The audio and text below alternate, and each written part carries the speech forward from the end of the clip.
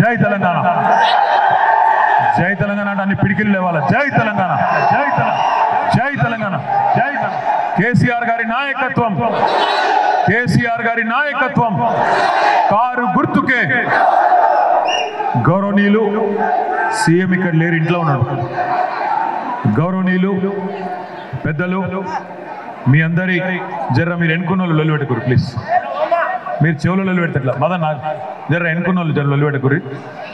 గౌరవనీయులు పెద్దలు, మీ అందరి అభిమాన నాయకుడు, తిరిగి మీ అందరి ఆశీర్వాదంతో నవంబర్ 30 నాడు మీ అందరి దయతో ప్రజల ప్రేమతో తిరిగి కాబోయే ఎల్బీ నగర్ శాసనసభ్యుడు గౌరవనీయులు సోదరులు శ్రీ దేవిరెడ్డి సుధీర్ రెడ్డి గారు, గౌరవ శాసన మండలి సభ్యులు పెద్దలు శ్రీ ఎగ్గే మల్లేశం గారు, గౌరవనీయులైన పెద్దలు శాసన మండలి మాజీ సభ్యులు శ్రీ కర్ణె ప్రభాకర్ గారు, వేదికపై ఆసీనులైన గౌరవనీయులైన కార్పొరేటర్లు, మాజీ కార్పొరేటర్లు, నియోజకవర్గ మరియు రాష్ట్ర స్థాయిలో వివిధ పదవుల్లో ఉన్న పెద్దలందరికీ, వేదిక మీద చాలామంది పెద్దలు ఉన్నారు.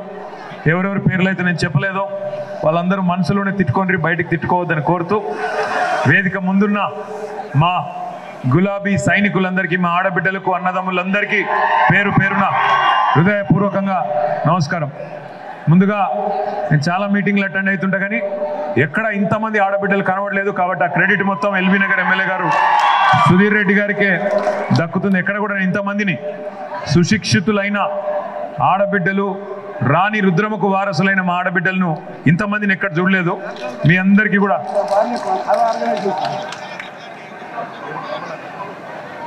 నాకు కాదు క్రెడిట్ కమలా గారికి ఇవ్వాలన్నాడు. మరి రేపు మహిళా రిజర్వేషన్ అయితే క్రెడిట్ ఎవరికి ఇవ్వాలో అప్పుడు ఆలోచన చేద్దాం. మరి అందరికీ పేరు పేరున నమస్కారాలు తెలియజేసుకుంటూ, ముందుగా 576 పోలింగ్ బూతులుంటే ఈ 576 బూతులకు గాను మరి ప్రతి ఓటర్ను కలిసే విధంగా, ప్రతి ఒక్కరి గుండెను, ప్రతి ఒక్కరి గడపను తట్టే విధంగా చక్కటి కార్యాచరణ రూపొందించినందుకు గౌరవనీయులు ఎమ్మెల్యే గారికి హృదయపూర్వకంగా అభినందనలు తెలియజేస్తూ, ఈ స్ఫూర్తి ఎల్బీ నగర్లో మీరు స్టార్ట్ చేసిన ఈ కార్యక్రమం నగరంలోని అన్ని నియోజకవర్గాలకు కూడా వ్యాపిస్తే బాగుంటుంది. అందరూ కూడా ఇదే పద్ధతుల్లో క్రమశిక్షణతో ఒక ప్రణాళికతో ప్రచారం చేస్తే బాగుంటుంది అని చెప్పి నేనే సుధీర్ రెడ్డి గారికి చెప్పిన. అన్న, మీ బూత్ స్థాయి నాయకులు, బూత్ కమిటీ అధ్యక్షులు, అదేవిధంగా డివిజన్ స్థాయి నాయకులు, నియోజకవర్గ స్థాయి నాయకులు అందరితో కలిసి ముఖ్య నాయకులతోని ఒక సమావేశం ఏర్పాటు చేయండి. అందులో కొన్ని విషయాలు మాట్లాడుకుందాం. ఆ తర్వాత నెల రోజుల పాటు ప్రచారం ఎట్లాగూ చేయవలసి ఉంటుంది. కాబట్టి ఏం చెప్పాలి, ఎట్లా ముందుకు పోవాలన్న విషయంలో కొన్ని సూచనలు నేను కూడా చేస్తా అని చెప్పి వారికి నేనే సూచించడం జరిగింది. ముఖ్యంగా ఇక్కడికి వచ్చిన మీ అందరినీ ఓటర్లను కలిసేటప్పుడు, ప్రజలను కలిసేటప్పుడు ఒకటే ఒక్క మాట వాళ్ళందరికీ గుర్తు చేయండి. 2014లో ఎట్లుండే మన ఎల్బీ నగరు, 2023లో ఎట్లా అయింది మన ఎల్బీ నగరు, దయచేసి అడగండి.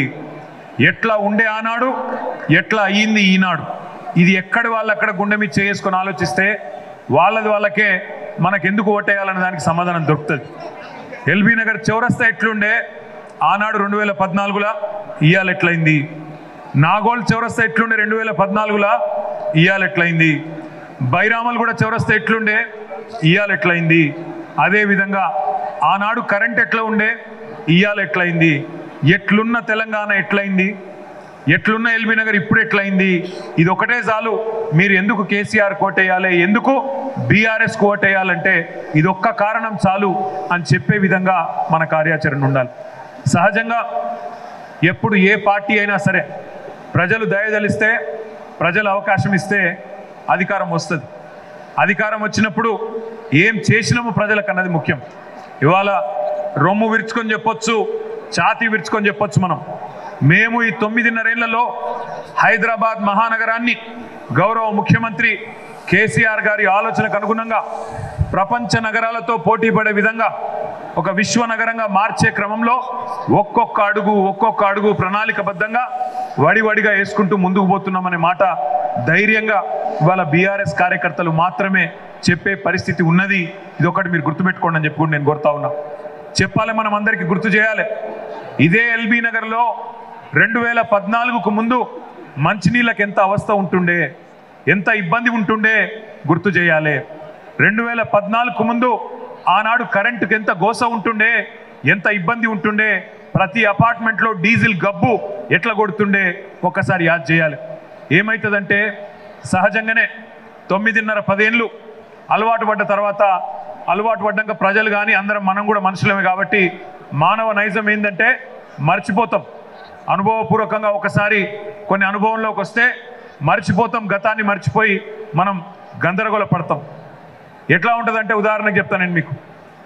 2014కు ముందు ఇన్వర్టర్ లేని జ్యూస్ స్టాల్ కానీ జిరాక్స్ సెంటర్ కానీ ఉండకపోతుండే, జనరేటర్ లేని అపార్ట్మెంట్ కాంప్లెక్స్ ఉండకపోతుండే.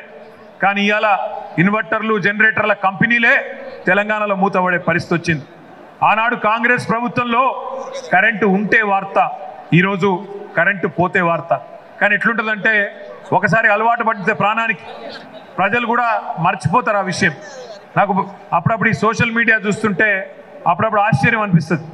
2014కు ముందు రోజుకు 10 గంటలు కరెంటు పోయినా ఆనాడు అడిగిన వాడు లేడు, అడిగితే సమాధానం చెప్పేటోడు లేడు. కానీ ఈరోజు ఒక 10 నిమిషాలు కరెంటు పోతే కూడా బర్దాస్త్ చేస్తలేరు. ఇదేనా నువ్వు చెప్పిన బంగారు తెలంగాణ, ఇదేనా నువ్వు చెప్పిన 24 గంటల కరెంటు అని చెప్పి సోషల్ మీడియాలో మాకు మెసేజ్లు పెడతా ఉంటారు. అందుకే మనం గుర్తు చేయాలి మన అన్నలకు, తమ్ముళ్లకు, అక్కలకు, చెల్లెలకు. అన్న ఆనాడు 2014కు మునుపు ఎట్లుంటుండే, 10 గంటలు కరెంటు పోతే అడిగే నోడు లేడు, అడిగే నాతుడు లేడు. అదే ఈరోజు కేసీఆర్ ప్రభుత్వం వచ్చినాక ఎంత బాగా అయింది కరెంటు వ్యవస్థ, ఒక్కసారి గుర్తు చేసుకోవడానికి గుర్తు చేయాలి.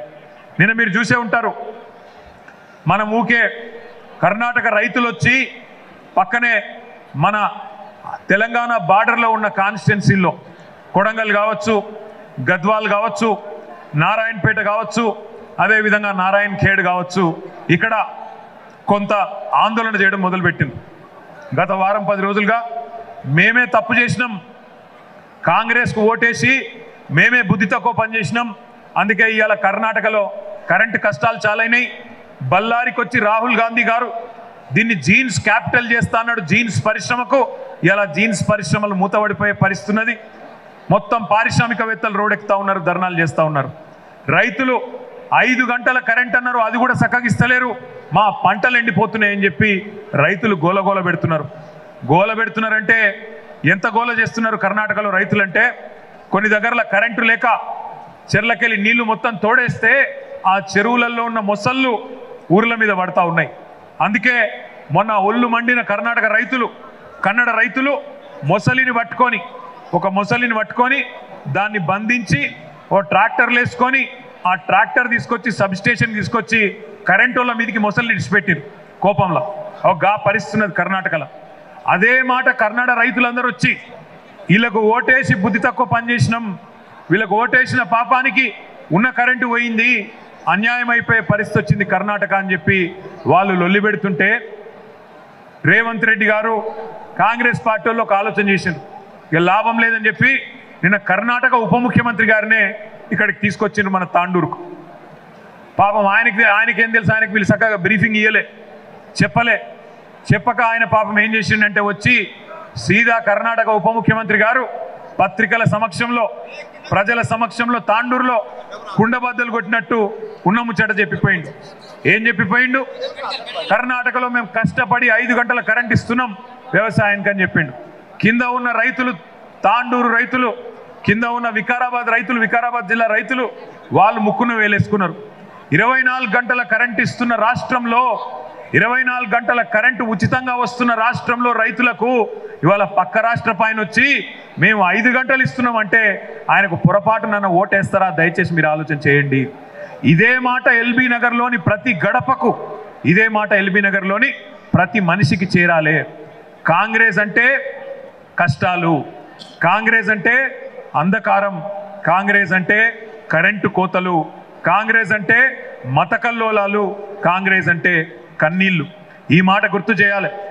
కాంగ్రెస్ మళ్ళీ వస్తే, కాంగ్రెస్కు ఒక్క ఓటు వేస్తే మళ్ళీ దుర్మార్గాలు చాలవుతాయి, మళ్ళీ దుష్ట పాలన దుస్థితులు మళ్ళీ ప్రజలకు వస్తాయనే మాట స్పష్టంగా చెప్పాలి.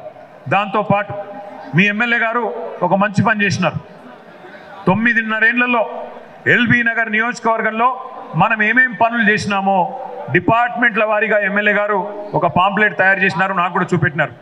SRDPలో స్ట్రాటజిక్ రోడ్ డెవలప్మెంట్ ప్రోగ్రాంలో ఎన్ని ఫ్లైఓవర్లు వేసుకున్నాం, ఎన్ని అండర్ పాస్లు కట్టుకున్నాం, CRMPలో కాంప్రిహెన్సివ్ రోడ్ మెయింటెనెన్స్ ప్రోగ్రాంలో ఎన్ని వందల కోట్ల రూపాయలు ఖర్చు పెట్టి రోడ్లను బందోబస్తుగా చేసుకున్నాం, ఎన్ని కాలనీ రోడ్లు వేసుకున్నాం, SNDPలో స్ట్రాటజిక్ నాలా డెవలప్మెంట్ ప్రోగ్రాంలో ఎన్ని కొత్త నాలాలు వేసుకున్నాం, ఎన్ని కార్యక్రమాలు చేసుకున్నాం. మీ ఎమ్మెల్యే గారు మీకు ఆ పాంప్లెట్లో మొత్తం వివరాలు ఉన్నాయి.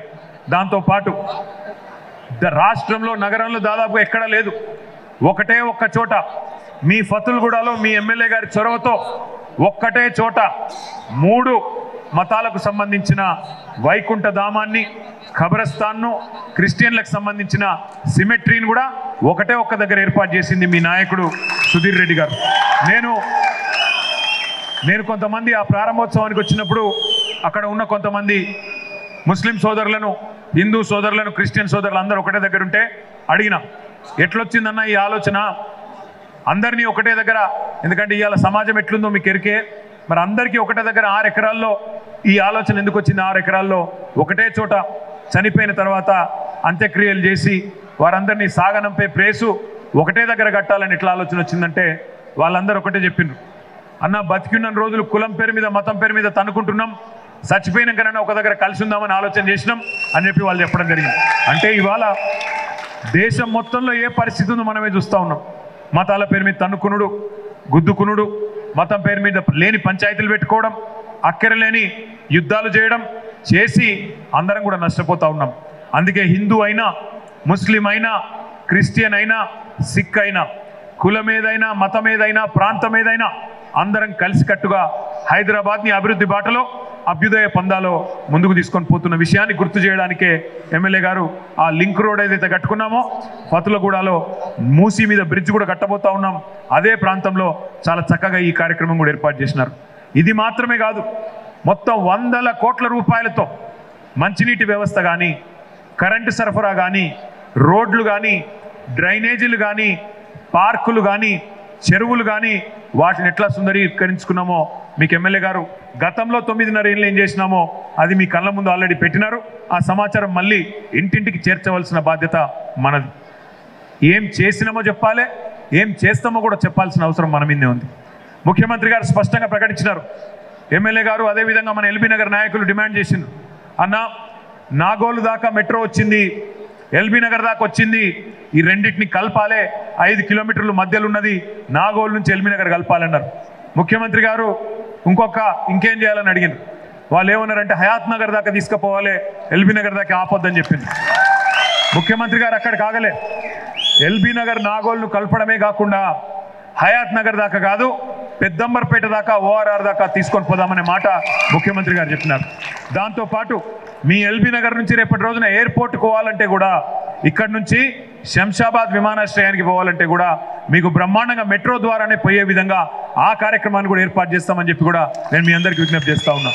ఒక భవిష్యత్తు మీద విజన్ ఉన్న నాయకుడు ఉంటే ఎన్ని అద్భుతాలు చేయొచ్చో, ఎంత స్వల్ప సమయంలో ఇవాళ కేసీఆర్ గారి నాయకత్వం చూస్తేనే మన కొట్టొచ్చినట్టు కనబడతా ఉంది. ఇలా సూపర్ స్టార్ రజనీకాంత్ గారు చిన్న మనిషి కాదు, ఆయన మొత్తం ప్రపంచ దేశాలన్నీ తిరిగిన పెద్ద మనిషి, మనందరికీ సుపరిచితుడు. ముఖ్యంగా మాసులో సూపర్ స్టార్ ఆయన వచ్చిండు మొన్న హైదరాబాద్. మనం పిలవలేదు, వేరే వాళ్ళు పిలిచిండ్రు. పిలిస్తే ఆయన చెప్పిన మాట, హైదరాబాద్కి 20 ఏళ్ళ తర్వాత వచ్చిన, హైదరాబాద్కి 20 ఏళ్ళ తర్వాత వస్తే ఇవాళ నాకు అది హైదరాబాద్లా కనిపించలేదు, నేను భారతదేశంలో ఉన్నానా లేక అమెరికాలోని న్యూయార్క్ నగరంలో ఉన్నానా అనే అభిప్రాయం కలిగింది నాకని చెప్పి రజనీకాంత్ గారు చెప్తా ఉన్నారు. ఆయన మన పార్టీ మనిషి కాదు, మన రాష్ట్రం మనిషి కూడా కాదు. ఉత్తర భారతదేశానికి సంబంధించిన మరొక cinema actor, BJP MP, Gurdaspur MP పంజాబ్లో సన్నీ డియోల్ గారు మొన్న వచ్చినారు హైదరాబాద్కి. ఆయన చెప్తా ఉన్నాడు, నేను ఎప్పుడో 20 ఏళ్ళ కింద వచ్చిన నేను కూడా హైదరాబాద్కి, ఆ రోజుకి ఈ రోజుకి చూస్తే జమీన్ ఆస్మాన్ ఫరక్ ఉన్నది. ఆ రోజుకి ఈ రోజు చూస్తే హైదరాబాద్ ఎంత అందంగా అయిందంటే నాకు కూడా ఇల్లు కొనుక్కొని ఇక్కడనే ఉండబుద్ధి అవుతుందని చెప్పి సన్నీ డియోల్ గారు వచ్చి చెప్తా ఉన్నారు. మొన్న ఈ మధ్యనే ఒక అమ్మాయి cinema actor, Telugu cinema actor Laya అని. ఆ అమ్మాయి మీరు కూడా చూసే ఉంటారు వీడియో. ఆ అమ్మాయి అమెరికాలో స్థిరపడ్డది పెళ్ళైన తర్వాత. ఈ మధ్యన మళ్ళీ తిరిగి వచ్చింది. ఆ అమ్మాయి వచ్చి చెప్తున్నది, నేను హైదరాబాద్కి వచ్చి ఆశ్చర్యపోయినా, 15-20 ఏళ్ళ తర్వాత వచ్చినా చూస్తే నాకే అర్థం కాలేదు, మా అమెరికాలోని లాస్ ఏంజలీస్ కంటే, మా అమెరికాలోని నగరాల కంటే ఇలా హైదరాబాదే అందంగా ఉన్నదని ఆ అమ్మాయి కూడా చెప్తా ఉంది. ఇది ఒక్కరి అనుభవం కాదు, ఒక్కరి మాట కాదు. వీళ్ళు ముగ్గురు అంటే కొద్దిగా పేరున్నోళ్ళు కాబట్టి చెప్పిన. మన కుటుంబాల్లో, మన ఇళ్లల్లో, మన చుట్టాల పిల్లలు, మన వాళ్ళు, బయట ఉన్న వాళ్ళు ఎవరైనా కొత్తగా సంవత్సరం తర్వాతనో 2 సంవత్సరాల తర్వాతనో హైదరాబాద్కి వస్తే వాళ్ళు కూడా ఇదే మాట మాట్లాడుతూ ఉన్నారు. ఏమంటున్నారు వాళ్ళు? ఎంత మారింది హైదరాబాదు, ఎంత గొప్పగున్నదని చెప్పి వాళ్ళు చెప్తా ఉన్నారు. భారతదేశంలోని ఇతర నగరాల నుంచి, బొంబాయి నుంచి కానీ, బెంగళూరు నుంచి కానీ, ఇతర నగరాల నుంచి కూడా ఇక్కడికి వస్తున్న వాళ్ళు ఒకటే మాట చెప్తా ఉన్నారు, మొత్తం భారతదేశంలోనే ఉజ్వలమైన భవిష్యత్తు కలిగిన నగరం హైదరాబాద్ అని చెప్తా ఉన్నారు. అంత గొప్ప అవకాశాలు, అంత గొప్పగా ఇక్కడ ఈరోజు సంపద సృష్టి, ఉపాధి కల్పన, ఇన్ఫ్రాస్ట్రక్చర్ క్రియేషన్ జరుగుతూ ఉంది. మీరెవ్వరు అడగలేదు. అడగకపోయినా గౌరవ ముఖ్యమంత్రి గారు కరోనా తర్వాత వైద్య వసతులు పెంచాలి, హైదరాబాద్లో అప్పుడెప్పుడో కట్టిన ఉస్మానియా, అప్పుడెప్పుడో కట్టిన నిజాం హాస్పిటల్, అప్పుడెప్పుడో కట్టిన గాంధీ దవాఖానా, ఇవి మాత్రమే కాదు, హైదరాబాద్లోని పేదలకు మరిన్ని మెరుగైన సౌలత్ ఉండాలనే ఆలోచనతో 4, 1 కాదు 2 కాదు, హైదరాబాద్కి 4 వైపులా Telangana institute of medical sciences 4 hospital కడతా ఉన్నారు. అదేవిధంగా నిజాం ఆసుపత్రిలో కూడా 2000 పడకలు అదనంగా అందులో కూడా కొత్త బ్లాక్లు కడతా ఉన్నాం. మొత్తం కలిపి ఈ 4 హాస్పిటల్ టిమ్స్ అదేవిధంగా నిమ్స్ ఎక్స్పాన్షన్తో కలుపుకుంటే దాదాపు కొత్తగా మరొక 6000 పడకలు ఇవాళ హైదరాబాద్లో యాడ్ కాబోతూ ఉన్నాయి. అందులో మీకు ఎల్బీ నగర్లో, ముఖ్యంగా మీకు ఈస్టర్న్ సైడు ఉప్పల్కి, ఎల్బీ నగర్కి పక్కనే ఉండే రాజేంద్ర నగర్కి పక్కనే ఉండే మలక్పేటకు మీ అందరికీ ఆమోదయోగ్యంగా ఉండడానికి, మీ అందరికీ అనుకూలంగా ఉండడానికి ఇక్కడనే మీ గడ్డి అన్నారంలో 1000 పడకల టిమ్స్ హాస్పిటల్ కూడా ఇప్పటికే నిర్మాణం ప్రారంభమైంది. బ్రహ్మాండంగా, అత్యంత ఆధునికంగా, మరి ఈరోజు ఒక కిమ్స్ హాస్పిటల్ మాదిరిగా, ఒక యశోద హాస్పిటల్ మాదిరిగా, ఒక కేర్ హాస్పిటల్ మాదిరిగా, ఇవాళ ఒక అపోలో హాస్పిటల్ మాదిరిగా అద్భుతమైన వసతులతో, సూపర్ స్పెషాలిటీ సేవలతో మీ ఎల్బీ నగర్కే ఒక 1000 పడకల ఆసుపత్రి రాబోతా ఉంది. అదే పద్ధతుల్లో ఇవాళ గురుకుల పాఠశాలలు కానీ, కొత్త కాలేజీలు కానీ, 1-2 కాదు, ప్రతి రంగంలో విద్య కావచ్చు, వైద్యం కావచ్చు, రోడ్లు కావచ్చు, మంచినీళ్ళు కావచ్చు, సంక్షేమం కావచ్చు, అన్ని రంగాల్లో ఇవాళ ఎల్బీ నగర్ అభివృద్ధి బాటలో ముందుకు దూసుకొని పోతా ఉంది. ఇవన్నీ ఎవరు పడితే వాళ్ళు ఉంటే సాధ్యం కావు. ఇవన్నీ సాధ్యం కావాలి. ఇప్పుడే మీ ఎమ్మెల్యే గారు చెప్పినట్టు రివర్స్ మైగ్రేషన్ చాలు కావాలంటే పశ్చిమ హైదరాబాద్ నుండి తూర్పు హైదరాబాద్ వైపు మరి ఐటీ కంపెనీలు రావాలంటే అల్లాటప్ప నాయకులతో కాదు, దమ్మున్న దక్షత ఉన్న కేసీఆర్ లాంటి నాయకుడితో అయితే తప్ప అల్లాటప్ప నాయకులతో కాదు. నేను ఇదేదో ఊరికే చెప్తలేను. 9.5 ఏళ్ళు ఒక స్టేబుల్ గవర్నమెంట్, ఏబుల్ లీడర్షిప్ ఉండడం వల్లనే ఇవి సాధ్యమవుతున్నాయి తప్ప మిగతా పార్టీలతో కాదు. ఈ మాట ఎందుకంటున్నా అంటే ఒక్కసారి మీరు ఆలోచన చేయండి. మనం ఎవరితో పోటీ పడతా ఉన్నాం, ఇవాళ ఎవరు మనతో రాజకీయంలో తలపడుతున్నారు ఒక్కసారి ఆలోచించండి. మీరు ఆలోచించడమే కాకుండా ప్రజలకు కూడా చెప్పండి అని చెప్పి నేను కోరుతా ఉన్నా. ఒకవైపేమో 14 ఏళ్ళు తెలంగాణ కోసం పోరాటం చేసి చివరికి చావు నోట్లో తలబెట్టి ఆఖరికి చచ్చిపోతాడేమో అనే పరిస్థితిలోంచి ఇవాళ తెలంగాణ అసాధ్యం అనుకున్న తెలంగాణ, రానే రాదనుకున్న తెలంగాణను సాధించిన కేసీఆర్ గారు ఒకవైపు, మరొక వైపు ఎవరున్నారు? కాంగ్రెస్ పార్టీలో 6-7 ముఖ్యమంత్రి అభ్యర్థులు ఆల్రెడీ ఉన్నారు. 6-7 ఉన్నారు. రోజొక్కలకు కొత్తలకు ఆలోచన వస్తున్నది. ఒక ఆయన నిన్నగాక మొన్న జానారెడ్డి గారు కూడా మాట్లాడిండు. ఆయన ఎలక్షన్లో కూడా పోటీ చేస్తలేడు, కానీ ఆయన కూడా ముఖ్యమంత్రి కావాలని షోక్ పట్టుకున్నది. ఎట్లున్నదంటే ఇక మన జానారెడ్డి గారు బాధపడతారేమో నాకు తెలియదు, కానీ ఆయన కూడా చెప్తా. ఎట్లుందంటే ఒక 90 ఏళ్ళ ముసలాయన దగ్గరికి పోయి తాత పెళ్లి చేసుకుంటావా అంటే ఏమంటాడు ముసలాయన? నేను చేసుకోను అన్నాడు, నాకు పిల్లని ఓడిస్తాడరా అంటాడు. ఇప్పుడు జానారెడ్డి గారి కథ కూడా గట్లే ఉంది. ఆయన పోటీ కూడా చేస్తలేడు, పెద్ద మనిషి. నాకు ఆయన అంటే గౌరవం ఉంది, మళ్ళీ ఆయనతో మీరు కాంట్రవర్సీ చేశారు. నాకు జానారెడ్డి సాబ్ అంటే గౌరవం ఉంది, కానీ ఆయన పోటీ చేస్తలేడు, ఆయన పెళ్లి చూపులకు కూడా పోతలేడు, కానీ పెళ్లి మాత్రం చేసుకుంటాడట, ముఖ్యమంత్రి మాత్రం అవుతాడట. ఒక జానారెడ్డి గారే కాదు, బట్టి విక్రమార్క గారు తయారున్నారు, కొత్త దోతులు కుట్టించుకున్నాడు ఆయన. రేవంత్ రెడ్డి గారు కొత్త లాల్చీ పైజామా కుట్టించుకున్నాడు. ఉత్తమ్ కుమార్ రెడ్డి అన్న గడ్డం మొత్తం ట్రిమ్ చేసుకొని మళ్ళీ రంగేసుకున్నాడు. జగ్గారెడ్డి అన్న కోరిక పుట్టింది జగ్గారెడ్డి అన్న కూడా, నేను కూడా ముఖ్యమంత్రి అవుతా అంటుండు. 6 7 ముఖ్యమంత్రులు తయారున్నారు కాంగ్రెస్లో. ఇళ్లకు సున్నాలు వేసుకున్నారు, ఇళ్లకు కొత్తగా మళ్ళీ సున్నం వేసుకున్నారు. అయిపోయింది మేము గెలిచినామంటున్నారు. ఇది మన కొత్త కాదు. 2018లో కూడా ఇదే పని చేసిండ్రు. ఇదే సర్వేలని, సోషల్ మీడియా అని, ఉన్న హడావుడి లేని హడావుడి అంతా కలిపి ఊదరగొట్టే ఒక ప్రయత్నం చేస్తూ ఉన్నారు. మన కొత్త కాదు. 2018లో కూడా ఇదే హడావుడి చేసిండ్రు. అయిపోయింది గెలిచిపోయినాం, కేసీఆర్ ఓడిపోయిండు. ఆ రోజు కూడా ఇదే బిల్డప్. ఆఖరికి ఏమైంది? ఏమీ కాలేదు. మళ్ళీ కేసీఆర్ గారికి 25 సీట్లు ఎక్కువ ఇచ్చి ప్రజలు మీరే ముఖ్యమంత్రిగా ఉండాలని చెప్పి పంపించిండ్రు. ఈసారి కూడా బరాబర్ అదే అవుతుంది. ఎందుకంటే హైదరాబాద్ ప్రజలకు తెలుసు, ఎవరు ఉంటే హైదరాబాద్ సురక్షితంగా ఉంటుందో తెలుసు, ఎవరు ఉంటే ఇక్కడ రియల్ ఎస్టేటు ముందుకు పోతుందో తెలుసు, ఎవరు ఉంటే హైదరాబాద్ భద్రంగా ఉంటుందో తెలుసు. కాంగ్రెస్ పార్టీ ఎట్లాంటి పార్టీ అంటే, గతంలో ముఖ్యమంత్రి కుర్చీ కోసం 400 మందిని హైదరాబాద్ ఓల్డ్ సిటీలో పొట్టన పెట్టుకున్న పార్టీ. ఇది నేను చెప్తలేను, స్వయంగా తెలంగాణ బిడ్డ, ఆనాడు ఉద్యమంలో తెలంగాణకు నాయకత్వం వహించిన మర్రి చెన్నారెడ్డి గారే చెప్పిండ్రు. ఏమన్నాడు ఆయన? నన్ను కుర్చీ నుంచి దింపేందుకు మా కాంగ్రెస్ వాళ్ళే ఓల్డ్ సిటీలో మత కల్లోలాలు చేసిండ్రు, దిక్కుమాలిన పనిచేసి 400 మందిని పొట్టన పెట్టుకున్నారని చెన్నారెడ్డి గారే స్వయంగా చెప్పిన మాట. గట్లాంటి పార్టీకి మళ్ళీ హైదరాబాద్లో తెలంగాణలో అవకాశం ఇద్దామా ఆలోచించండి. ఇవాళ కొత్తగా ఉపాధి కల్పన, ఇప్పుడే సుధీర్ రెడ్డి గారు చెప్పినట్టు మలక్పేటలో, ఇదివరకు మేము చిన్నగున్నప్పుడు స్కూల్లో ఉన్నప్పుడు ఇటుదిక్కు మలక్పేటకు వస్తే అన్నిటికన్నా పొడుగు ఏం కనబడుతుండే అంటే మలక్పేట టీవీ టవర్ కనబడుతుండే. ఇంకొక 2 సంవత్సరాలు అవుతే మీరు మలక్పేట టీవీ టవర్ మర్చిపోయి మలక్పేట ఐటీ టవర్ మాది అని చెప్పుకునే విధంగా నిర్మించే బాధ్యత మాది.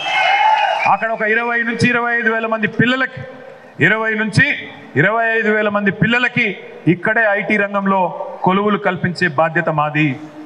అక్కడే బ్రహ్మాండంగా మెట్రో ట్రైన్ వచ్చింది. మెట్రో ట్రైన్కి ఆ ఐటీ టవర్కి అనుసంధానం చేసి మెట్రో ట్రైన్ తర్వాత మీరు రోడ్డు మీద దిగే అవసరం లేకుండా ఎట్లా అయితే ఇవాళ రాయదుర్గంలో ఒక స్కై వాక్ కట్టినమో అదే పద్ధతుల్లో ఐటీ టవర్లోకి ఒక స్కై వాక్ కట్టి మన పిల్లలకి కొలువులు కల్పించే బాధ్యత మాది, మన ప్రభుత్వాన్ని, కేసీఆర్ గారి నాయకత్వాన్ని అనే మాట మనం ప్రజలకు బలంగా చెప్పాలి. ఇక్కడ కాంగ్రెస్ అభ్యర్థికి నిన్ననే టికెట్ ఇచ్చారు ఒక ఆయనకు అసలు ఎల్బీ నగర్ మూల తెలియదు, ఏ ఊరు తెలియదు, ఏ వార్డు తెలియదు, ఏ గల్లీ తెలియదు, ఏ కాలనీ తెలియదు. తెలుసుకునే లోపలనే ఎలక్షన్ అయిపోతుంది. వాళ్ళు సీట్లు వంచుకునే లోపలనే మనం స్వీట్లు వంచుకుంటాం, ఆయన అన్న గెలిచిపోతాడు, జులూస్ కూడా తీసుకుంటాం. వాళ్ళకి ఏం తెలుసు మధు యాష్కి గారికి ఇక్కడ ఎల్బీ నగర్ గురించి? ఏ మెరక, ఏ కాలనీ తెలుసు, ఏ మూల తెలుసు? ఇప్పుడు సుధీర్ రెడ్డిని గట్టిగా పట్టుకుంటే 118 చెప్తాడు, 118లో ఉన్న సమస్య చెప్తాడు, కాలనీల పేర్లు చెప్తాడు, చెరువుల పేర్లు చెప్తాడు, మధ్యలో అప్పుడప్పుడు నన్ను బెదిరిస్తాడు, నేను రాజీనామా చేస్తాను. ఏమిటికి? ఆయనకి ఏం అవసరం చెప్పు రాజీనామా చేసేది? ఆయన అడిగింది ఒకటి నన్ను ఏమన్నాడు? అన్నా నేను పార్టీలోకి వస్తున్నా, కానీ నేను ఇచ్చిన మాట ప్రజలకు ఎలక్షన్లో నిలబెట్టకపోతే, నేను పని చేయకపోతే ఈ పదవి వేస్ట్, నేను రాజీనామా చేస్తా అని చెప్పి 2-3 సార్లు చెప్పిండు నాకు. ఇంత ధైర్యం ఉన్న నాయకుడు ఉన్నాడా కాంగ్రెస్లో? ఎవడన్నా ఇంత ధైర్యం ఉన్న నాయకుడు ఉన్నాడా కాంగ్రెస్లో? ఎవడన్నా పదవి విడిచిపెట్టేటోడు? ఆనాడు ఉద్యమంలో కూడా పదవులు ఇడిచిపెట్టమంటే ఇడిచిపెట్టలే కాంగ్రెస్ నాయకులు. పిల్లల ప్రాణాలు పోతుంటే కూడా పదవులు పట్టుకొని ఏలాడిన కాంగ్రెస్ నాయకులు. కానీ ఇవాళ మీ నాయకుడు, మన ఎమ్మెల్యే గారు సుధీర్ రెడ్డి గారు ఏమంటున్నాడు? మా ప్రజల సమస్యల పరిష్కారం కోసం అవసరమైతే పదవీ త్యాగానికి కూడా సిద్ధం అంటున్నాడు సుధీర్ రెడ్డి గారు. ప్రజలకి ఈ మాట చెప్పాలా? కమిట్మెంట్ ఉన్న నాయకులు కావాలి. కులం కాదు, గుణం ముఖ్యము. కులం అని చెప్పి, నేను బీసీనని చెప్పి, ఇంకోటని చెప్పి రెచ్చగొట్టే ప్రయత్నం చేస్తారు. కులం తిండి పెట్టదు, కులం కూడు పెట్టది. పనిచేసే నాయకుడు కావాలి. ఒక వ్యక్తికి పదవి వస్తే లాభం లేదు, ఆ జాతికి లాభం జరగాలి, మీ కాలనీకి లాభం జరగాలి, మీ నియోజకవర్గానికి లాభం జరగాలంటే సమస్యలు తెలిసిన నాయకుడు ఉండాలి తప్ప ఏదో కులం పేరు మీద మతం. ఒక పార్టీ ఏమో కులం అంటున్నది ఇవాళ కాంగ్రెస్, మరొక పార్టీ ఏమో మతం అంటది. హిందూ ముస్లిం తప్ప ఏం చేసింది బీజేపీ పార్టీ ఈ దేశంలో? అడగాల. మీరు మొన్ననే జిహెచ్ఎంసీలో ఓల్డ్ సిటీ మీద సర్జికల్ స్ట్రైక్ చేస్తా గుండు పోతే గుండు ఫ్రీ, బండి పోతే బండి ఫ్రీ, మనిషి పోతే మనిషి ఫ్రీ అని ఉదరగొట్టి లేనిపోని ఒక వాతావరణం సృష్టించి ఇదే ఎల్బీ నగర్లో ఆనాడు బీజేపీ కార్పొరేటర్లు గెలిచింది. ఒక్క బుడ్డ పైసా పని చేసిందా? ప్రజలకు పనికొచ్చే పని ఒక్కటి జరిగిందా? ఇదన్నీ అడగాలి కాలనీల్లో. మీరు దయచేసి చెప్పాలి, గల్లీ గల్లీకి పోయి చెప్పాలి, ఇంటింటికి పోయి చెప్పాలి. Stable government, able leadership. కులం కాదు క్యారెక్టర్ ముఖ్యం, కులం కాదు గుణం ముఖ్యం. సమస్యలు తెలిసిన నాయకుడు కావాలి, సత్తా ఉన్న నాయకుడు కావాలి, దమ్ము దక్షత ఉన్న నాయకుడు కావాలి తప్ప కేవలం కులం మతం పేరు మీద రాజకీయాలు చేసే నాయకులు కాదు. ఇవాళ సుధీర్ రెడ్డి గారికి ఎల్బీ నగర్లోని ప్రతి కాలనీ, ప్రతి అపార్ట్మెంట్, ప్రతి అసోసియేషన్, ప్రతి మనిషితో వ్యక్తిగతంగా అనుబంధం ఉంది. ఆయన ఫోన్ నెంబరు కొన్ని వేల మంది దగ్గర ఎల్బీ నగర్లో ఉంటుంది. మధు యాష్కి గారి దగ్గర ఒక్క ఫోన్ నెంబర్ ఉందా? ఎల్బీ నగర్ నియోజకవర్గంలోని ఒక్క మనిషి ఫోన్ నెంబర్ ఉందా? ఇవాళ మరి అట్లాంటి నాయకుడిని తెచ్చి నెల రోజుల ముందు పారాషూట్ ద్వారా తీసుకొచ్చి ఇక్కడ దించుతాం, ఆడ హెలికాప్టర్లకు వెళ్ళి ఎత్తేస్తాం ఎల్బీ నగర్ మీద అంటే ఎల్బీ నగర్ వాళ్ళు అమాయకులు అని నేను అడుగుతా ఉన్నా. అయినా ఎల్బీ నగర్లో మన పని ఏంది, వాళ్ళ పని ఏంది ఒక్కసారి ఆలోచించండి. ఎల్బీ నగర్ చౌరస్తా 2014 మునుపెట్లుంటుండే, ఇవాళ ఎట్లయింది? అప్పుడు ఎట్లుండే కాంగ్రెస్ పరిపాలనలో, ఇప్పుడు ఎట్లయింది? ప్రజలనే ఆలోచించమనాలి. ఇక్కడికి వచ్చిన మా తమ్ముళ్ళు చెల్లెళ్ళు మిమ్మల్ని నేను కోరేది, ఇక్కడికి నేను రాగానే ఫోటోలు దిగుతామని మీద పడి నన్ను కూడా ఆగమాగం చేసిండ్రు కొద్దిగా. ఫోటోలు నాతో దిగుడు కాదు.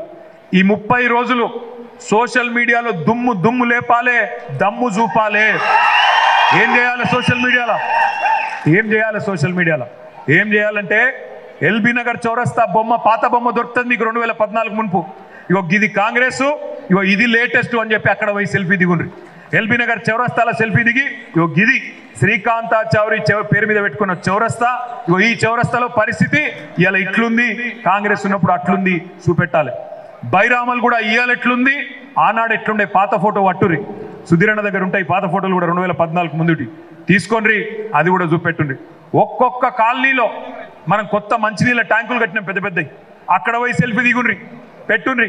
ఇది వరకు నీళ్ళకి ఎంత కోస్తుండే, ఇప్పుడు కొత్త ట్యాంకు కట్టించిండు సుధీర్ రెడ్డి, కేసీఆర్ గారు, సుధీర్ రెడ్డి. అందుకే మా కోటేయమని చెప్పాలి. ఇది వరకు ఎట్లుండే అపార్ట్మెంట్లలో ఇన్వర్టర్లు, జనరేటర్లు, వాటి బొమ్మ పెట్టుండ్రి. ఇవాళ మంచిగా డీజిల్ గబ్బు లేని, మంచి వీడియో తీసి డీజిల్ గబ్బు లేని అపార్ట్మెంట్ల బొమ్మలు పెట్టుండ్రి. గుర్తు చేయండి, ప్రజలకి గుర్తు చేయండి. ఎట్లున్న తెలంగాణ ఎట్లయింది, ఎట్లున్న ఎల్బీ నగరు ఎట్లయిందో యాద్ చేయండి. మనిషిని కలవండి, చెప్పండి. మళ్ళీ మీ అందరికి యాదకుండాలి, దిల్సుఖ్ నగర్లో ఇక్కడనే ఎక్కువ దూరం కాదు బాంబు బ్లాస్ట్లు అయినాయి, మత కల్లోలాలు అయినాయి.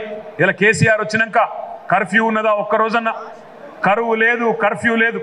హైదరాబాద్ బ్రహ్మాండంగా ఇవాళ ముందుకు తీసుకొని పోతూ రజనీకాంత్, సన్నీ డియోల్ లాంటి వాళ్ళు వచ్చి అద్భుతంగా మారిందని వాళ్ళు చెప్తున్నారు, కానీ ఇక్కడున్న వాళ్ళకి మాత్రం అర్థమైతలేదు. నేను మిమ్మల్ని అందరినీ పేరు పేరున కోరేది. అన్న చెప్తున్నాడు మనం శ్రీకాంతాచారి పేరు పెట్టుకున్నాం ఎల్బీ నగర్కు, పనామా చౌరస్తా పేరు కూడా ఎన్టీ రామారావు గారు పేరు పెట్టాలని చెప్పినారు. తప్పకుండా పెడతామని చెప్పి నేను మాటిస్తా ఉన్నా. మనకు కులాలతో, మతాలతో, ప్రాంతాలతో పంచాయతీ లేదు. ఎన్టీ రామారావు గారు డెఫినెట్గా గొప్ప నాయకుడు, తెలుగు వారందరికీ ఇష్టమైన నాయకుడు. అట్లాంటి నాయకుడు పేరు పెట్టుకుంటే తప్పేం లేదు, తప్పకుండా పెట్టాలని చెప్పి కూడా ఎమ్మెల్యే గారికి నేను సూచిస్తా ఉన్నా. ఎలక్షన్ అయిన తర్వాత ఆర్డర్ కూడా మున్సిపల్ మంత్రిగా నేనే ఇచ్చిన ఆర్డర్ ఆల్రెడీ ఇచ్చినమాట, ఇంకా సంతోషం, ఆల్రెడీ ఇచ్చినాము కాబట్టి అది కూడా చెప్పాలని చెప్పి కూడా నేను కోరుతా ఉన్నా. నేను మీ అందరిని ఇంకొక మాట కూడా కోరుతా ఉన్నా, ఎలక్షన్ అనగానే ఆగమాగం ఉరుకొద్దు. మీరందరు స్వాతిముత్యం సినిమా చూసిరా? స్వాతిముత్యంలా కమల్ హాసన్ ఉంటాడు. అయితే ఇప్పుడు బూత్ నాయకులు మీరందరూ కూడా బూత్ స్థాయి నాయకులు, బూత్ స్థాయి సైనికులు కాబట్టి చెప్తున్నా.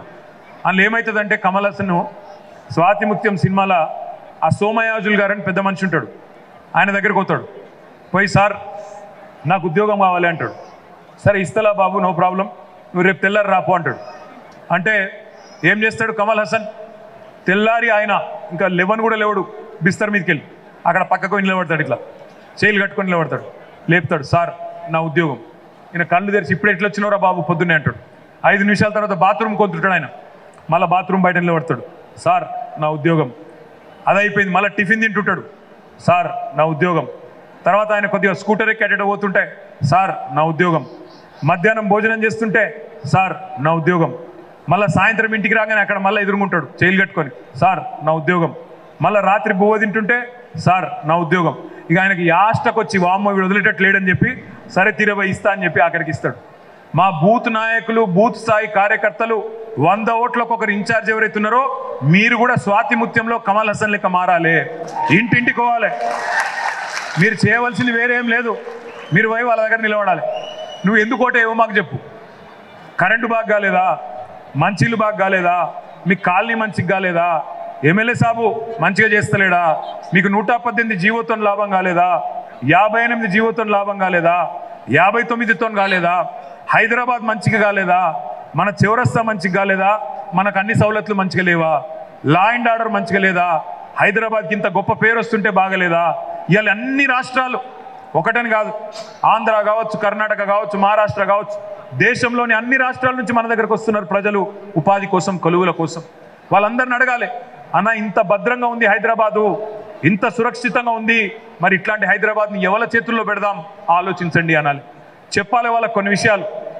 ఇప్పుడు మన ఇంట్లో ఒక ఆడపిల్ల ఉందనుకోండి, మన బిడ్డ కావచ్చు, మన చెల్లె కావచ్చు, మన ఇంట్లో మన మేడకోడలు కావచ్చు, ఆ అమ్మాయికి పెళ్లి చేయాల్సి వస్తే ఎంత ఆలోచన చేస్తాం, అన్నీ ఆలోచిస్తాం, అన్ని విచారిస్తాం. ఎవరైనా పిల్లగానికి ఇయ్యనంటే ఆలోచన చేస్తాం, ఆ పిల్లగాడు మంచోడా కాదా, వాడు ఏమైనా పత్తాలు ఆడతాడా, సిగరెట్లు తాగుతాడా, మందు కొడతాడా, ఇంకేమైనా అలవాట్లు ఉన్నాయా, వాడు మంచోడా కాదా, వాళ్ళ ఇంట్లో ఏమైనా రోగాలు ఉన్నాయా, ఇటు 7 తరాలు అటు 7 తరాలు చూస్తామా చూడమా. ఎవరైనా తెలిసిన వాళ్ళు ఉంటే ఫోన్ చేస్తాం, తమ్మియో గాడికెళ్ళి సంబంధం వచ్చింది, మరి వాళ్ళు మంచోళ్ళ కదా జరి తెలుసుకొని చెప్పు, నువ్వు కొద్దిగా విచారించు అని చెప్తాం. ఇంత జాగ్రత్త చేసి ఆఖరికి ఒక అమ్మాయిని ఇచ్చేటప్పుడు ఇంత ఆలోచన చేస్తాం. మరి మనం ఒక లగ్గం చేసేటప్పుడే గంత ఆలోచన చేస్తే మన రాష్ట్రాన్ని ఎవరి చేతుల్లో పెట్టాలనేటప్పుడు ఆలోచన చేయాలా వద్దా, దయచేసి మీరు అందరికీ కూడా గుర్తు చేయాలా ప్రజలకి. ఇవాళ రాష్ట్రాన్ని ఎవరి చేతిలో పెడితే వాళ్ళ చేతిలో పెట్టేద్దామా. ఇవాళ ఎవరున్నారు మనతో పోటీ. ఒకవైపేమో దేశ రాజకీయ వ్యవస్థను ఒప్పించి తెలంగాణ సాధించిన కేసీఆర్, ఒకవైపు 9.5 ఏళ్ళు ఈ తెలంగాణను ఒక పసిబిడ్డను సాకినట్టు, ఒక చిన్న పాపను సాకినట్టు జాగ్రత్తగా ఒక తండ్రి కదా ఎట్లయితే చూసుకుంటాడో అంత జాగ్రత్తగా ఈ తెలంగాణను కాపాడిన కేసీఆర్ ఒకవైపు. మరొక వైపు ఇవాళ కాంగ్రెస్ అధ్యక్షుడు, ఆయన గురించి నేను ఎక్కువ చెప్పను కానీ 50 లక్షల రూపాయల నోట్ల కట్టలతో అడ్డంగా దేశమంతా చూస్తుంటే దొరికిపోయిన వాడు కాంగ్రెస్ అధ్యక్షుడు రేవంత్ రెడ్డి. ఇలా ఆయన కూడా ముఖ్యమంత్రి కావాలని కలలు కంటాడు. మీరు చూస్తున్నారు కాంగ్రెస్ వాళ్ళు గుద్దుకుంటున్నారు గాంధీ భవన్లో. మొన్ననేమో ఓటుకు నోటు, మొన్ననేమో తెలుగుదేశంలో ఉన్నప్పుడు ఓటుకు నోటు, కాంగ్రెస్లకు రాగానే సీటుకు రేటు. ఇక్కడ సీట్లు రేటుకు అమ్ముకుంటా ఉన్నాడు. ఒక్కొక్క సీటు రేటు పెట్టి బ్రహ్మాండంగా కోట్ల రూపాయలకు అమ్ముకుంటున్నాను. నేను చెప్తలేను, కాంగ్రెస్ నాయకులే పోయి ఈడీకి షికాయత్ చేసినారు, కాంగ్రెస్ నాయకులే ప్రెస్ మీట్లు పెట్టి టికెట్ అమ్ముకుంటున్నాడని చెప్తా ఉన్నారు. మరి ఓటుకు నోటు సీటుకు రేటు చేసిన చేతుల్లో రాష్ట్రాన్ని పెడితే రేపు ఈ రాష్ట్రాన్ని అమ్మేయడన్న గ్యారంటీ ఎక్కడున్నది? ఆలోచన చేయండి. ఇట్లాంటి నాయకుల చేతుల్లో పెడదామా రాష్ట్రాన్ని? ఇట్లాంటి మరి అరాచక శక్తుల చేతుల్లో రాష్ట్రాన్ని పెడదామా? ఆలోచించండి. హైదరాబాద్లో ఉండే రియల్ ఎస్టేటు ఇవాళ బెంగళూరులో ఏమవుతుందో మీరు చూస్తూ ఉన్నారు. బెంగళూరులో అక్కడ కాంగ్రెస్ ప్రభుత్వం రాగానే స్క్వేర్ ఫీట్కు 500 రూపాయలు అదనపు ఛార్జీ లంచం ఇవాళ పెట్టి ముక్కు విండి వసూలు చేస్తూ ఉన్నారు. హైదరాబాద్లో ఉండే బిల్డర్లు ఆలోచించాలా, హైదరాబాద్లో నిర్మాణ రంగం మీద ఆధారపడ్డ కార్మికులు ఆలోచించాలా. ఇట్లాంటి దిక్కుమాలిన పాలన, ఇట్లాంటి దిక్కుమాలిన పరిస్థితి ఇలా కర్ణాటకలో బెంగళూరులో ఉన్న పరిస్థితి మన దగ్గర ఉన్నదా? 9.5 ఏళ్ళు బిల్డింగ్ పర్మిషన్ కావాలంటే రూపాయి లంచం చేయకుండా మంచిగా టీఎస్బీ పాస్లో దరఖాస్తు పెట్టుకుంటే ఆటోమేటిక్గా పర్మిషన్ వచ్చే పరిస్థితి ఈ రాష్ట్రంలో ఉన్నది కేసీఆర్ నాయకత్వంలో. మరి అట్లాంటి పరిస్థితి పోయి మళ్ళీ లంచగొండులు రాజ్యమేలే పరిస్థితి రావాలా అడగాల. ఇక బీజేపీ గురించి నాకంటే బాగా మీకే తెలుసు. కిషన్ రెడ్డి గారు రాజీనామా చేయమంటే పారిపోయిన వ్యక్తి కిషన్ రెడ్డి. ఆ పార్టీ ఇలా 2 సీట్లు గెలిచే పరిస్థితి కూడా లేదు రాష్ట్రంలో. అట్లాంటి పార్టీకి ఓటేస్తే మురికి కాలువలో వారేసినట్టే అనే మాట చెప్పాలి. ఇవన్నీ చెప్పి ఇంటింటికి పోయి ఇప్పుడే నేను చెప్పినట్టు స్వాతి ముత్యం కమల్ హసన్ మాదిరిగా ఒక్కొక్కసారి మీ ఎమ్మెల్యే గారు 3 సార్లు ఇవ్వమన్నాడు కానీ 30 రోజులు ఉంది. రోజు ఒక్కసారి కనబడాలి మీరు, రోజు ఒక్కసారి. ఏం లేదు, పోవాలి, దండం పెట్టాలి, వాళ్ళకి ఆశ రావాలి. మరి రోజు వస్తున్నారు ఇంద్రబాయ్ అని వాళ్ళు అనుకోవాలి, వామ్మ ఇది ఎక్కడి కథ, ఓటేసిపోతే ఇడిచిపెట్టేటట్లేరని. ఎమ్మెల్యే గారిని ఇంకొక మాట కూడా నేను కోరుతా ఉన్నా, మిమ్మల్ని అందరినీ కూడా దయచేసి కోరుతా ఉన్నా, ఓటర్ లిస్టు పట్టుకోండి. పట్టుకొని అందులో ఎవరైనా ఓటర్లు ఇక్కడ లేకపోతే గుర్తించి వాళ్ళు ఎక్కడ ఉన్నారో వారికి ఫోన్ చేసి మనం పిలిపించుకోవాలని చెప్పి కూడా నేను కోరుతా ఉన్నా. కార్పొరేటర్ ఎలక్షన్లు ఎట్లా చేస్తాం, ఎంత కష్టపడతాం. కార్పొరేటర్ ఎలక్షన్లో, జిహెచ్ఎంసీ ఎలక్షన్లో ఒక్కొక్క ఓటు కీలకం కాబట్టి ఎక్కడ ఉన్నా, హైదరాబాద్లో ఉన్నా, ఇంకెక్కడికన్నా పోయినా ఫోన్ చేసి మరి అన్నా నువ్వు రా అన్న దానికి దండం పెడతా అని పిలిపించుకుంటాం. ఇప్పుడు కూడా అదే స్థాయిలో బూత్ లెవెల్లో చాలా సూక్ష్మంగా వర్క్ జరగాలి. ఏదో పైపైన తిరిగినట్టు ఒక పాంప్లెట్ ఇచ్చినాం, నమస్తే పెట్టినాం, దాటినాం కాదు. మనిషిని ఓటర్ లిస్ట్ పట్టుకొని టిక్కు పెట్టుకోవాలి. ఈ మనిషిని కలిసిన, ఈ ఓటర్ని కలిసిన, ఈ ఓటర్ని కలిసిన, వీళ్ళందరినీ కూడా నేను కవర్ చేసిన, 1-4 సార్లు వాళ్ళని టచ్ చేసిన, వాళ్ళందరినీ కూడా విజ్ఞప్తి చేసిన అనే విధంగా ఉండాలి. మనం కొత్తగా తీసుకున్న కార్యక్రమాలు చెప్పాలా. నేను మీ అందరికి ఇప్పుడు ఒక చిన్న పరీక్ష పెడతా. అన్నపూర్ణ అంటే ఏంటిది కార్యక్రమం? అన్నపూర్ణ అనే కార్యక్రమం ఏంటిది? సగం మంది చెప్తలేరు. మరి మీకే అందలేదు ఇంకా వార్త అంటే కిందికేం చెప్తారు మీరు? కేసీఆర్ గారు 3వసారి ముఖ్యమంత్రి అయిన తర్వాత కేసీఆర్ భరోసా కింద మనం 15 గ్యారంటీలు ఇస్తా ఉన్నాం, 15 హామీలు ఇస్తా ఉన్నాం కేసీఆర్ భరోసా కింద. అందులో ముఖ్యమైనది సన్న బియ్యం. రేషన్ కార్డు ఉన్న ప్రతి ఒక్కరికి దొడ్డు బియ్యం జాగలో మరి కడుపు నిండా సన్న బియ్యం రేపటి రోజున రేషన్ బియ్యం ద్వారానే ఇవ్వబోతా ఉన్నామనే మాట మీకు తెలియజేస్తా ఉన్నాం. ఇది ఇంటింటికి చెప్పాలా, మీరు ఇంటింటికి చెప్పాలా. అంటే ఏమవుతుంది రేపు? ఆల్రెడీ పిల్లలకు గవర్నమెంట్ స్కూళ్ళల్లో బ్రేక్ఫాస్ట్ చాలు చేసినాం, పొద్దున్నే అల్పాహార పథకం చాలైంది, మధ్యాహ్న భోజనం సన్న బియ్యంతో పెడతా ఉన్నాం. ఇప్పుడు ఈ అన్నపూర్ణ పథకం ద్వారా 3వ పీట కూడా ప్రభుత్వమే సన్న బియ్యం ఇచ్చి పేదవాళ్ళందరికీ సన్న బియ్యంతో నాణ్యమైన ఆహారం అందించే ప్రయత్నం చేస్తున్నాం. అంటే 3 పూటల ప్రభుత్వమే చూసుకుంటుంది. ఒక వండి పెట్టుడు, మూతి దిడుచుడు తప్ప అన్ని ప్రభుత్వమే చేస్తుంది. ఇక ఆ స్థాయికి ఉన్నది. అదేవిధంగా ఇంకొక కార్యక్రమం కేసీఆర్ బీమా తెలుసా మీకు? రైతు బీమా ఇదివరకు కేవలం రైతులకు మాత్రమే ఉండే. కేసీఆర్ బీమా ప్రతి ఇంటికి ధీమా అనే కార్యక్రమం కింద తెల్ల కార్డు ఉన్న ప్రతి ఒక్కరికి 5 లక్షల జీవిత బీమా ప్రభుత్వమే ఉచితంగా మొత్తం డబ్బులన్నీ కట్టి 5 లక్షల జీవిత బీమా ప్రభుత్వమే కల్పిస్తుంది. ఇది కూడా ఇంటింటికి మనం చెప్పాలి. 3వది మా ఆడబిడ్డలు ముఖ్యంగా చెప్పవలసింది. మోడీ గారు చాలా కథలు చెప్పిండు. 400 రూపాయలు ఉన్న సిలిండర్ను 1200 చేసిండు. కేసీఆర్ గారు 3వసారి గెలిచి ముఖ్యమంత్రి కాగానే సిలిండర్ కూడా 400 రూపాయలకే ఇవ్వబోతా ఉన్నామనే మాట ఇంటింటికి చెప్పాలని చెప్పి నేను కోరుతా ఉన్నాను. ముఖ్యంగా బస్తీలలో, కాలనీలలో మా మహిళా సోదరిమణులకు ఇంటింటికి ఈ మాట చెప్పాలి. చెప్పి వాళ్ళందరికీ కూడా సంజాయించాలి. కేసీఆర్ వస్తేనే మనకు లాభం అవుతుందని చెప్పాలి. ఇంకొక కొత్త కార్యక్రమం సౌభాగ్యలక్ష్మి కింద అర్హులైన మహిళలందరికీ నెలకు 3000 రూపాయల చొప్పున వృత్తి కూడా ఇవ్వబోతా ఉన్నామనే మాట కూడా మీ అందరికి విజ్ఞప్తి చేస్తా ఉన్నాం. అంటే ఇవన్నీ కూడా ప్రజలకు లాభమయ్యే కార్యక్రమాలు. ఇవన్నీ కూడా మరి అర్బన్ అయినా, రూరల్ అయినా, ఎల్బీ నగర్ అయినా, లేదా అక్కడ మునుగోడైనా, ఎక్కడైనా కూడా ప్రజలకు లాభమయ్యే కార్యక్రమాలు. ముఖ్యంగా పేద, దిగువ మధ్యతరగతి ప్రజలకు లాభమయ్యే అంశాలు. ఇవన్నీ మనమే చెప్పాలి, మనమే గుర్తు చేయాలి. 2 టర్మ్లు ఏం చేసినాం చెప్పాలి, 3వ టర్మ్ గెలిస్తే మరేం చేస్తామో కూడా చెప్పాలి. మెట్రోను పెద్దంబర్పేట దాకా తీసుకుపోతామనే మాట చెప్పాలి.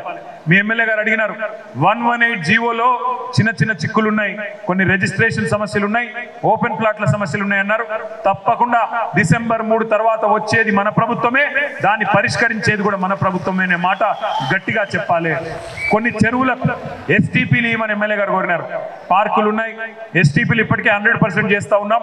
ఎక్కడైనా మిగిలిపోతే మిగతా చెరువులకు కూడా సివరేజ్ ట్రీట్మెంట్ ప్లాంట్లు పెట్టి వాటిని కూడా పరిశుభ్రంగా చేసి కుటుంబంతో సహా మీరు అక్కడికి పోయే విధంగా వచ్చే టర్మ్లో చేయించే జిమ్మెదారి మాది అని చెప్పాలి.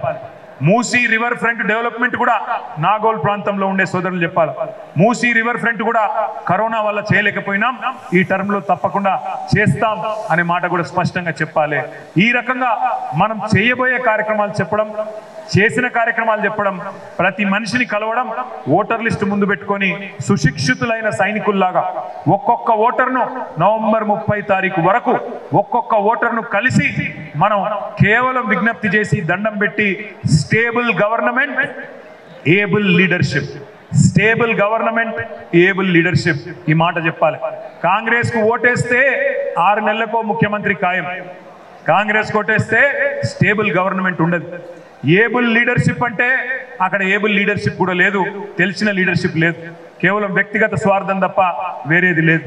కానీ ఇక్కడ తెలంగాణను సమర్థవంతంగా ఈరోజు భారతదేశంలో అగ్రభాగాన నిలబెట్టిన కేసీఆర్ నాయకత్వంలో హైదరాబాద్ని విశ్వనగరం చేసుకుందాం, ఎల్బీ నగర్ని ఇంకా సుందరీకరించుకుందాం, ఉపాధి కల్పనకు, వైద్య రంగానికి, విద్యకు అన్నిటికీ పెద్దపీట వేస్తూ ఆటో నగర్ డంపింగ్ యార్డ్ని కూడా ఆ సమస్య పరిష్కారం కూడా చేసుకుందాం అనే మాట బలంగా గుండె గుండెకు, గడప గడపకు సీఎం కేసీఆర్ భరోసా అనే కార్యక్రమం కింద తీసుకుపోవాలని మనస్ఫూర్తిగా కోరుతూ, ఎమ్మెల్యే గారు 3 సార్లు అన్నారు, 3 సార్లు కాదు 30 రోజులు ఉంది, 30 సార్లు కలవాలి.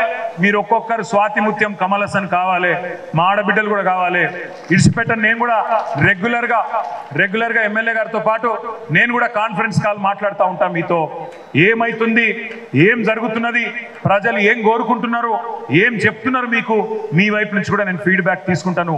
సెల్ఫీలు తీయండి, చౌరస్తాలకు పోయి డెవలప్ అయిన ఆ చౌరస్తా సెల్ఫీ తీయండి, మిషన్ భగీరథ ట్యాంకుల సెల్ఫీ తీయండి, కొత్తగా కట్టిన సబ్ స్టేషన్ల సెల్ఫీలు తీయండి, కొత్తగా కట్టిన డబుల్ బెడ్రూమ్ ఇళ్ళ సెల్ఫీలు తీయండి.